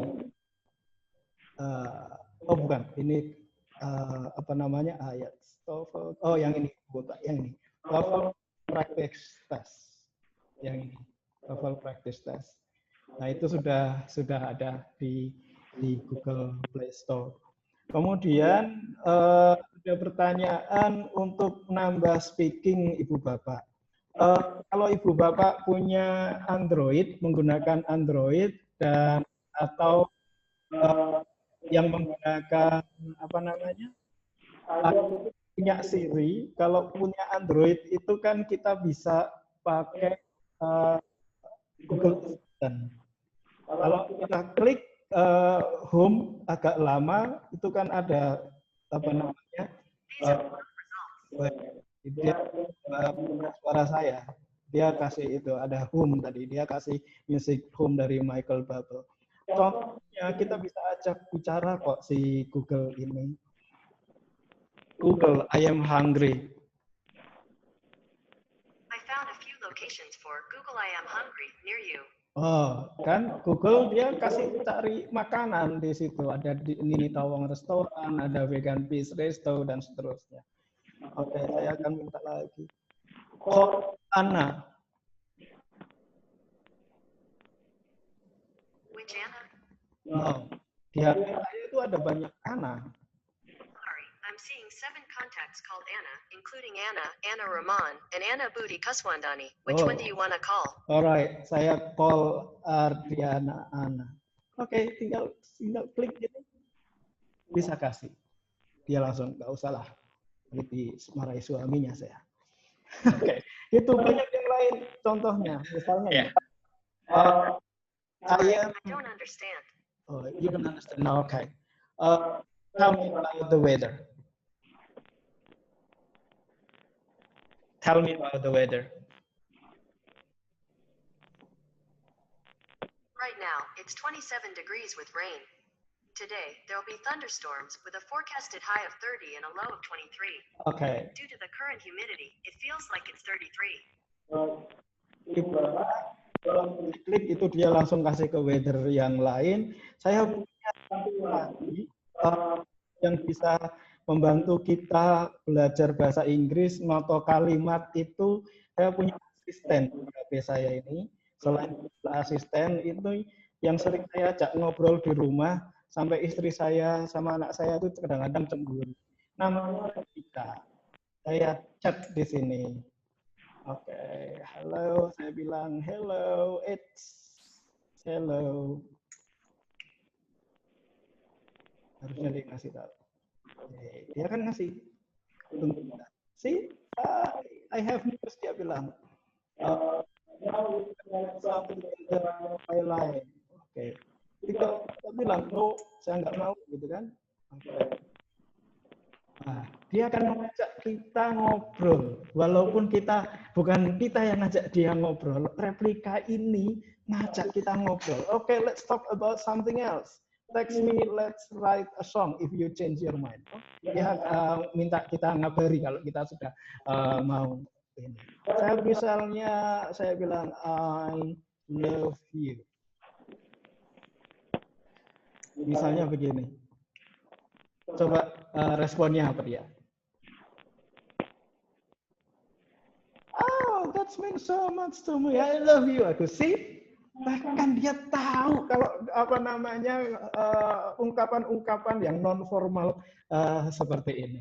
Begitu. Jadi banyak app yang di Android kita bisa manfaatkan untuk bermain-main, bercakap-cakap dalam bahasa Inggris, melatih keberanian, melatih style berbahasa Inggris. Itu dulu yang ini tentang yang speaking, Pak Taufik. Baik, Pak Agus, masih ada ini apa 2 pertanyaan sekaligus di Pak Agus ya. Aplikasi yang digunakan untuk mengecek ilmiah berbahasa Inggris, Pak, ada saran nggak yang apa? Ya, untuk mengecek artikel ilmiah berbahasa Inggris, Pak, ada saran aplikasi? Ngecek apanya ya? Jadi di pertanyaannya adalah terkait kata tulis, pilihan kata, memberikan hasil yang lebih lengkap selain Grammarly. Nah, berarti siapa ini Bu Musfidah ini udah menggunakan Grammarly ini. Mungkin ada saran rekomendasi aplikasi lain. Baik. Kalau yang untuk membantu kita nulis academic English, saya biasanya pakai add-on di Google Document, Bu Ida. Jadi di Google Document, di Google Drive, kemudian nanti kita buka Google Document, nanti kita cari add-on-nya. Favorit saya tulis di mana di chat room, favorit saya itu Pro Writing 8. Nah, ya Pak Agus, mungkin ini juga sekaligus menjawab pertanyaan Bu Rizka Hadiah ya, tentang apabila kita menghasilkan terjemahan bahasa Inggris, bagaimana ngecek grammarnya. Oh ya, betul. Betul. Nah, oke. Tadi tentang menulis membantu kita memperbaiki style. Salah satunya yang paling kelihatan kalau itu tulisan orang Indonesia itu adalah banyak sekali kalimat pasif. Gitu kan? Kita sering sekali begitu. Nah, itu apa namanya akan terdeteksi. Satu, favorit saya adalah Pro Writing 8. Yang kedua adalah Writing Revisor. Itu ada 2. Saya punya 3 atau 4 add-on itu biasanya yang di Google Document. Itu nggih. Kemudian yang tadi ada pertanyaan aplikasi apa yang diajak ngobrol tadi, Replika namanya. Replika, Ibu Bapak. Kalau yang tadi nunjukin saya restoran, nunjukin saya cuaca dan seterusnya itu hanya Google Assistant. Semua Android sudah punya, nggak perlu install lagi, itu sudah punya. Begitu. Oke, ada lagi Pak Taufik? Iya, kalau ini mungkin hanya meminta mengulang tadi aplikasi yang sudah disebutkan Pak Agus, apa saja tadi Pak Agus? Ada Elsa, EasyBot. Ya, EasyBot ya, EasyBot itu sebetulnya dia apa namanya kalau kita mau pakai Essay-Bot, kemampuan membaca kita itu harus cepat.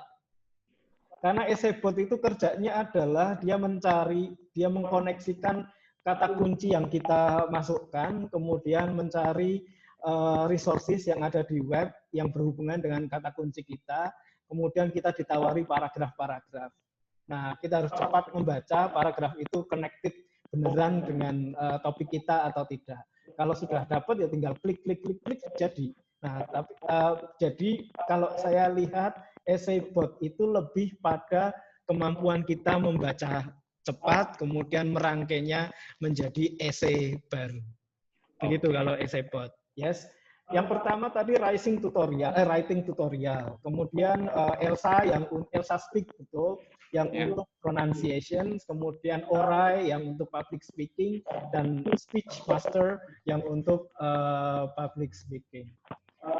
Saya sering pakai Essay-Bot untuk cek plagiarism. Bisa sih, tapi kalau kita pakai Essay-Bot kemudian dikombinasikan dengan Killbot, akan susah deteksi plagiarism-nya. Saya berikan contoh. Kita sampai jam berapa, Pak Taufik? Iya, ini kita buat maksimal sampai jam 3, Pak Agus ya. Oh, oke. Tapi kalau pertanyaan sudah terjawab semua, bisa kita akhiri. Tapi hanya tinggal sedikit pertanyaannya. Mungkin pertanyaan kita. Saya akan share tentang Killbot, Pak Taufik. Sebentar. Oke, baik. Ya. Ini Ibu Bapak soal Killbot kita. Nah, ini contohnya.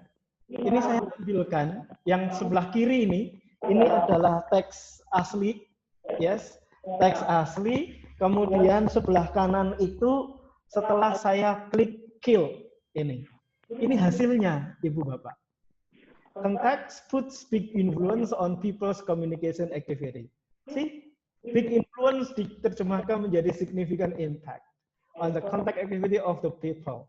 People tend to consider how they speak according to the context. People prefer to think about how to talk according to, dan seterusnya.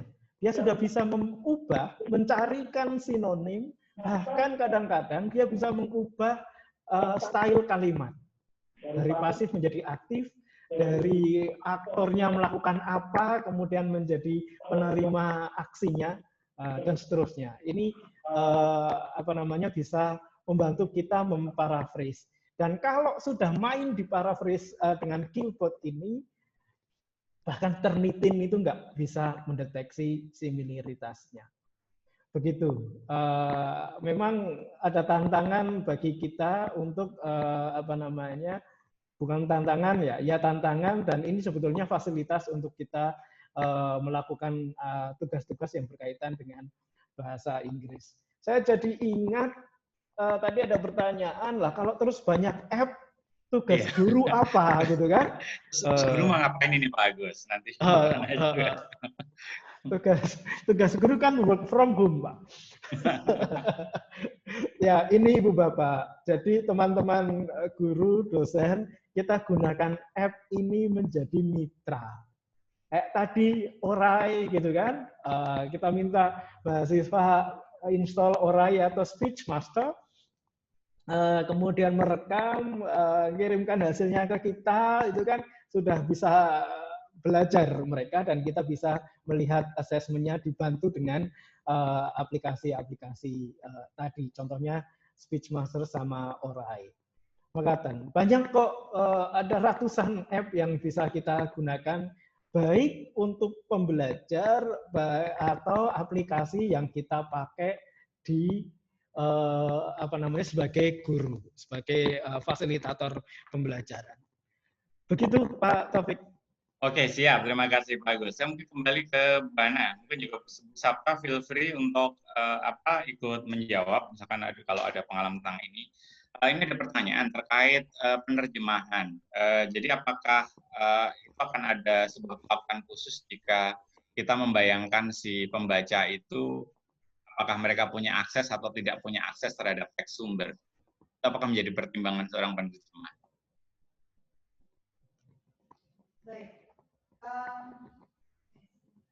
Mungkin di unmute-nya.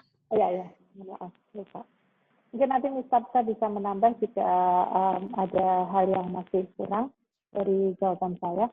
Jadi begini, inti dari kegiatan menerjemahkan itu kan sebenarnya untuk menyediakan teks dalam bahasa sasaran bagi pembaca yang tidak memiliki akses ke teks sumber.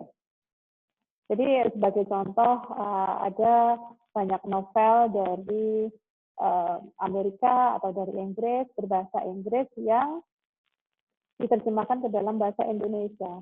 Mengapa itu harus diterjemahkan? Itu kan karena pembaca Indonesia tidak mampu membaca novel berbahasa Inggris, sehingga kegiatan penerjemahan itu ada.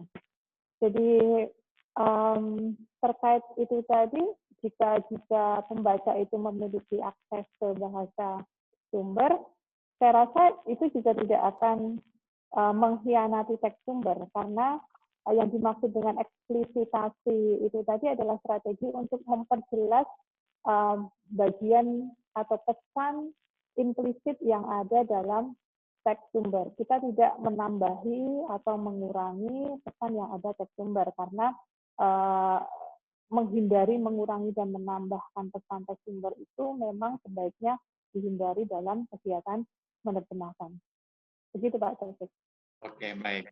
Bu Sapta, mungkin ada yang mau ditambahkan atau saya lari ke pertanyaan berikutnya? Ini dari Bu Mercy, ini pertanyaan praktikal. Mungkin Bu Ana atau Bu Sapta pernah melakukan penerjemahan sampai ke titik hak cipta. Itu biasanya prosesnya bagaimana bagi seorang penerjemah? Jika akan menerjemahkan suatu buku, apakah ada tips dan trik, dan kemudian bagaimana hak ciptanya? Mungkin Mustapha bisa membantu menjawab ini. Saya bisa share itu Pak. Ya. Pak Agus DP pernah ini ya, buku seorang ahli dari Australia juga yang berproses itu.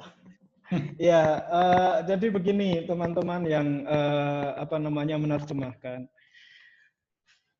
Perizinan akan pertama harus kita tempuh adalah minta izin pemegang hak cipta. Nah, kita lihat buku aslinya. Buku asli itu hak ciptanya dipegang penulis atau dipegang oleh penerbit. Kalau itu dipegang penulis, berarti kita harus kontak si penulis itu. Bagaimana minta izin bahwa kita akan menerjemahkan ke bahasa Indonesia. Kemudian setelah kita dapat yang pegang hak cipta, entah itu penerbit, entah itu penulis, kita harus kontak mereka by email, mestinya by email supaya kita punya bukti tertulis. Kemudian silakan didiskusikan pembagian royaltinya dan seterusnya. Kemudian kita menerjemahkan dulu pasti. Kemudian menghubungi penerbit di Indonesia. Nah, penerbit Indonesia itu yang akan melakukan proses selanjutnya. Kontraknya bisa antara kita dengan penerbit, nanti kita dan juga dengan pemegang hak cipta awal. Begitu Pak Taufik, itu pengalaman kami waktu itu. Siap, ya saya harap ini bisa menjawab pertanyaan ya, ini dari Bu Mercy ini, dari pertanyaan. Mau ada yang ditambahkan, Bu Ana, Bu Sapta, terkait itu, atau kita langsung kita masih ada satu pertanyaan kayaknya yang belum. Bagaimana cara memahami sebuah teks bahasa Inggris? Apakah teori penerjemahan itu bisa diterapkan untuk memahami sebuah teks berbahasa Inggris? Ini dari Pak Miftah. Baik, saya akan coba jawab bagaimana cara memahami sebuah teks bahasa Inggris. Kalau kembali lagi saya menariknya ke dalam kerangka penerjemahan ya, kegiatan penerjemahan. Jadi pada saat proses menerjemahkan sebuah teks itu dibagi menjadi 3 tahapan. Yang pertama adalah proses analisis teks, yang kedua proses transfer pesan, dan yang ketiga adalah proses restrukturisasi pesan ke dalam bahasa sasaran. Sehingga cara memahami sebuah teks bahasa Inggris masuk dalam tahap pertama proses penerjemahan, yaitu tahapan untuk menganalisis teks sumber, apabila teks sumbernya berbahasa Inggris ya. Nah, apa yang dilakukan di situ, jika dalam kegiatan penerjemahan, proses analisis dilakukan dengan membaca teks sumber bisa 2, 3 kali, 4 kali, sampai dengan penerjemah benar-benar paham. Apa yang dianalisis menurut teori dan juga aplikasi di praktek penerjemahan, bisa dimulai dari tataran jelas kata, frasa, dan seterusnya untuk memahami pesan dan juga unsur-unsur budaya yang mungkin menyertai sumber tersebut. Jadi kita juga bisa menggunakan pendekatan apa dalam ilmu kebahasaan.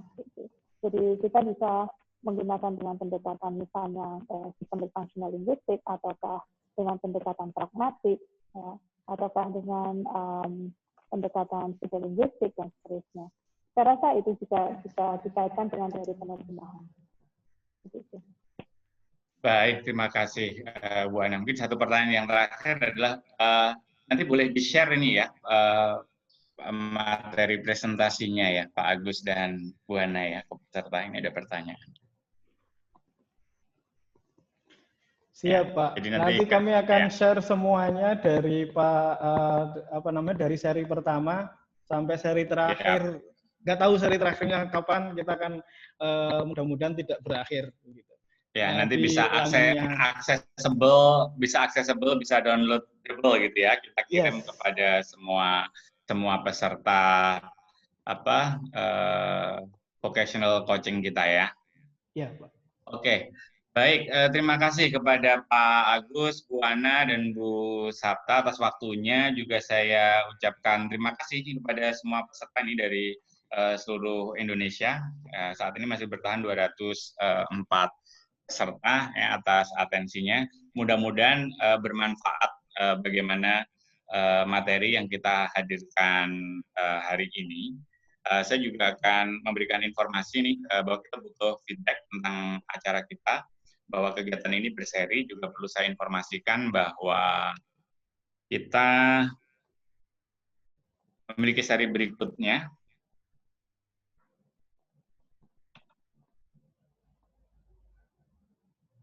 Bukan file yang itu, Pak Taufik. Mohon maaf.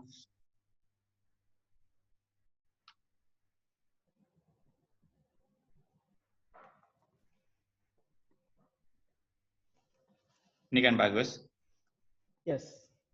Ya, saya informasikan bahwa untuk piagam atau sertifikat ini akan dikirim secara otomatis setelah peserta mengisi formulir evaluasi melalui link ini ya di bit.ly SPUNS_evaluasi_S2. Nanti setelah Bapak Ibu mengisi formulir evaluasi ini juga data Bapak Ibu, maka sertifikat akan dikirim secara otomatis ke email Bapak Ibu.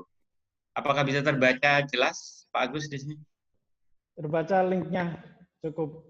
Dan saya sudah posting di chat room. Oh, oke, baik. Ya, karena sudah di-posting di chat room, silahkan nanti untuk mohon evaluasinya sekaligus untuk mengisi data supaya Bapak Ibu bisa mendapatkan sertifikat untuk pertemuan di siang hari ini. Jadi demikian kami ucapkan terima kasih, mudah-mudahan ini bermanfaat. Juga seri berikutnya kita ada, mohon maaf, untuk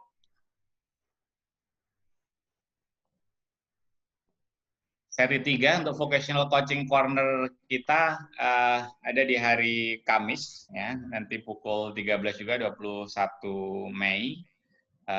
Temanya adalah membangkitkan daya saing UMKM dengan pembicara kita Bapak Khairul Anam dan Bapak Raden Kunto Adi. Bagi yang tertarik atau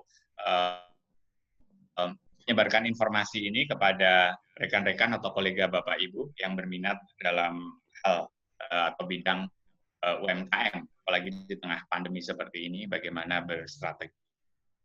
Baik, Bapak Ibu, terima kasih atas perhatian Bapak Ibu hari ini. Mungkin kita cukupkan teman ini. Terima kasih.